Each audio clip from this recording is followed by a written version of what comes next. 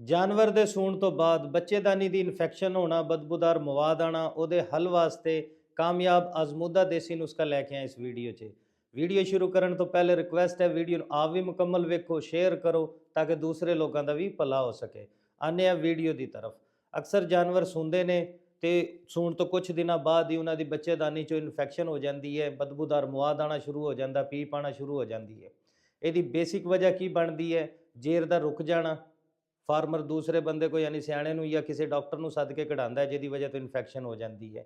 ਜਾਂ ਫਿਰ ਉਹਨੂੰ ਡਿਸਟੋਕੀਆ ਹੋ ਜਾਂਦਾ, ਬੱਚਾ ਕੁਦਰਤੀ ਤੌਰ ਤੇ ਪੈਦਾ ਨਹੀਂ ਹੁੰਦਾ ਜਾਂ ਟਾਰਸ਼ਨ ਹੋ ਜਾਂਦੀ ਹੈ। ਉਹਨੂੰ ਰਿਮੂਵ ਕਰਾਉਂਦਾ ਤੇ ਉਹਦੀ ਵਜ੍ਹਾ ਤੋਂ ਇਨਫੈਕਸ਼ਨ ਹੋ ਜਾਂਦੀ ਹੈ, ਬੱਚੇਦਾਨੀ ਦੇ ਵਿੱਚੋਂ ਮਵਾਦ ਆਉਣਾ ਸ਼ੁਰੂ ਹੋ ਜਾਂਦਾ, ਬਦਬੂ ਆਉਂਦੀ ਜਿਹਦੇ ਵਿੱਚੋਂ।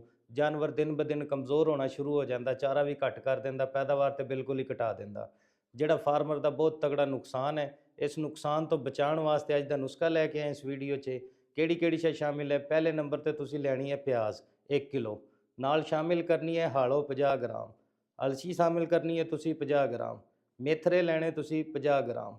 ਇਹ ਬਣਾਉਣਾ ਕਿਵੇਂ ਹੈ? ਪਿਆਜ਼ ਨੂੰ ਕੱਟ ਕੇ ਬਰੀਕ ਕਰ ਲੈਣਾ ਤੇ ਪਾਣੀ ਲੈਣਾ 4 ਕਿਲੋ, ਉਹਦੇ ਵਿੱਚ ਇਹਨੂੰ ਪਾ ਕੇ ਤੇ ਅੱਗ ਤੇ ਚੜਾ ਦੇਣਾ। ਬਾਕੀ ਤਿੰਨੇ ਸ਼ੈਵਾਂ ਵੀ ਉਹਦੇ ਵਿੱਚ ਸ਼ਾਮਿਲ ਕਰਕੇ ਤੇ ਉਹਨੂੰ ਪਕਾਉਣਾ ਸ਼ੁਰੂ ਕਰ ਦੇਣਾ। ਪਕਾਉਣਾ ਇੰਨਾ ਹੈ ਕਿ ਉਹ ਪੱਕ ਕੇ ਪਾਣੀ 1 ਤੋਂ 1.5 ਕਿਲੋ ਰਹਿ ਜਾਏ। ਉਸ ਤੋਂ ਬਾਅਦ ਉਹਨੂੰ ਠੰਡਾ ਕਰਨਾ ਹੈ ਤੇ ਤੁਸੀਂ ਸ਼ਾਮ ਨੂੰ ਜਾਨਵਰ ਨੂੰ ਇਹ ਦੇ ਦੇਣਾ। ਇਹ ਅਮਲ ਤੁਸੀਂ 5 ਤੋਂ 6 ਦਿਨ ਕਰਨਾ ਹੈ। ਤੁਸੀਂ ਵੇਖੋਗੇ ਇਨਸ਼ਾਅੱਲਾ ਜਾਨਵਰ ਦੀ ਬੱਚੇਦਾਨੀ ਵੀ ਸਾਫ਼ ਹੋਏਗੀ, ਉਹ ਪੈਦਾਵਾਰ ਤੇ ਵੀ ਆਏਗਾ ਤੇ ਫਾਰਮਰ ਨੂੰ ਇਹਦਾ ਮਾਲੀ ਫਾਇਦਾ ਹੋਏਗਾ, ਨਾ ਕਿ ਨੁਕਸਾਨ। ਉਮੀਦ ਕਰਦਾ ਵੀਡੀਓ ਚੰਗੀ ਲੱਗੀ ਹੋਣੀ। ਸ਼ੇਅਰ ਕਰੋ ਤਾਂ ਕਿ ਦੂਸਰੇ ਲੋਕ ਵੇਖ ਕੇ फ़ायदा हासिल करन। शुक्रिया।